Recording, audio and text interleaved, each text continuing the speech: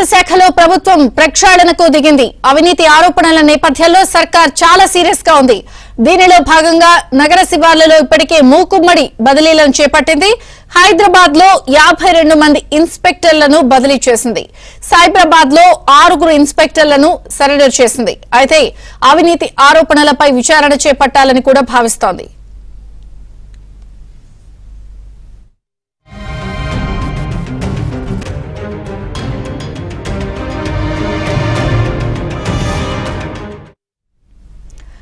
దీనిలో భాగంగా special branch intelligence పోలీసులను రంగంలోకి దింపింది. త్వరలో బడా పోలీస్ అధికారులను కూడా బదిలీ చేయనుంది. పోలీసులు జోక్యం చేసుకున్న భూ వివాదాలపై ఇంటెలిజెన్స్ ద్వారా ప్రభుత్వం సమాచారం సేకరిస్తోంది. ఇప్పటికే కొంతమంది అవినీతి అధికారుల చిట్టా ఉన్నతాధికారులకు చేరినట్లు తెలుస్తోంది. అయితే కొద్ది రోజుల్లో ఉభయ కమిషనరేట్ల పరిధిలో కీలక పోలీస్ అధికారులు బదిలీ అయ్యే అవకాశం ఉంది.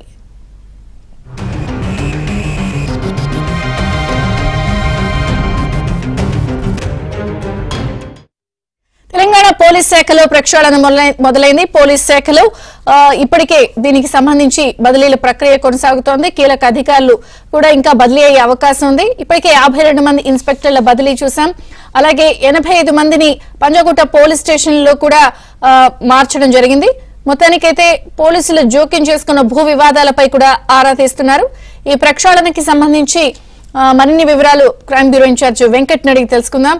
వెంకట్, విజయచంద్రిక, మొత్తానికైతే దేశంలోనే 2వ ఉత్తమ పోలీస్ స్టేషన్గా అవార్డు పొందిన పంజాగుట్ట పోలీస్ స్టేషన్ ఇప్పుడు సమస్యల సుడిగుండంలో ఉంది. మొత్తానికి గత కొద్ది రోజులుగా పంజాగుట్ట పోలీస్ స్టేషన్లో జరుగుతున్న అనేక కేసులు కూడా చాలా కాంట్రవర్సీగా మొదలవుతున్నాయి. ముఖ్యంగా మొన్న గతంలో కొద్ది రోజుల క్రితం జరిగిన మాజీ ఎమ్మెల్యే షకీల్ కుమార్ని కేసులో చూస్తే అనేక అనుమానాలు, తర్వాత 8 మంది పోలీస్ అధికారులతో పాటు ఇతర సిబ్బంది కూడా అనేక పాత్ర ఉన్నట్లు లోతైన దర్యాప్తులో తేలింది. అయితే వెంటనే దీనిపై ఉన్నత స్థాయిలో దర్యాప్తు జరిపిన హైదరాబాద్ పోలీస్ కమిషనర్ కొత్తకోట శ్రీనివాసరెడ్డి దీనిపై పూర్తిగా దర్యాప్తు ఆదేశించారు. ఈ దర్యాప్తులో అనేక లొసుగులు కూడా బయటపడ్డాయి. ఎందుకంటే పోలీస్ స్టేషన్లో ఉన్న సిబ్బంది ఫోన్ నెంబర్ల డాటా ప్రకారం, తర్వాత వాళ్ళు ఎవరెవరితో మాట్లాడుతున్నారని చూస్తే చాలా కూడా అనుమానాలు, చాలా కొత్త విషయాలు వెలుగులోకి వచ్చాయి. వెంటనే ఆ పోలీస్ స్టేషన్లో ఉన్న హోంగార్డ్ నుంచి కూడా మొదలుకొని ఇన్స్పెక్టర్ వరకు కూడా అందరినీ కూడా బదిలీ చేశారు. ఈ బదిలీల వెనుక అనేక కొత్త కోణాలు వెలుగులోకి వస్తున్నాయి. ఎందుకంటే పంజాగుట్ట పోలీస్ స్టేషన్లో హైదరాబాద్లో ఒక ల్యాండ్ మార్క్ సెంటర్లో ఉంటుంది. దీని పరిధిలోనే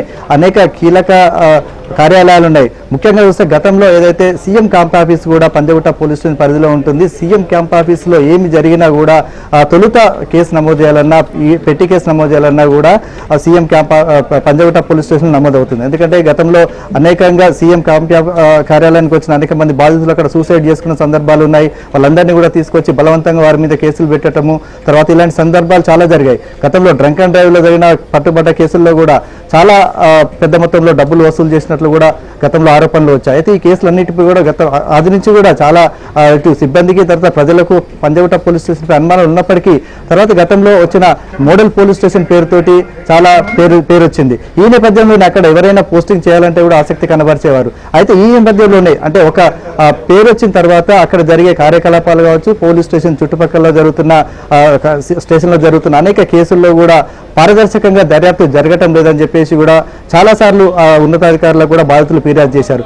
ఈ నేపథ్యంలోనే ఇప్పుడు ఏదైతే పోలీసు డిపార్ట్మెంట్లో రాజకీయ నాయకుల జోక్యం లేకుండా కూడా పోస్టింగ్లు రావటం ఒకవైపు అయితే, మరొక వైపు అక్కడ పనిచేసే సిబ్బందికే చోటు కల్పించాలని చెప్పి నిర్ణయించిన పోలీసు ఉన్నతాధికారులు ఈ నేపథ్యంలో ఇలాంటి చర్యలు తీసుకున్నారని తెలుస్తుంది. ముఖ్యంగా ఇప్పుడు స్టేషన్లో ఉన్న దాదాపు 80% మందికి పైగా కూడా సిబ్బందిని బదిలీ చేశారు.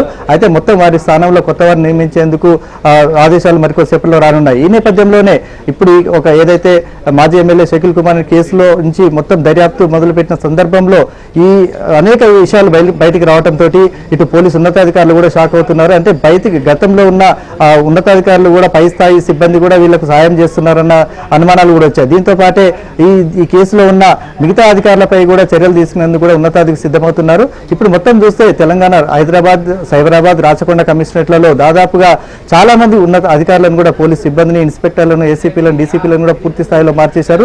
ఇప్పటికే కమిషనర్లు పూర్తి స్థాయిలో బాధ్యతలు చేపట్టిన తర్వాత కేవలం పని చేసే సిబ్బందికే బాధ్యతలు అప్పగించేందుకు కూడా సిద్ధమవుతున్నారు.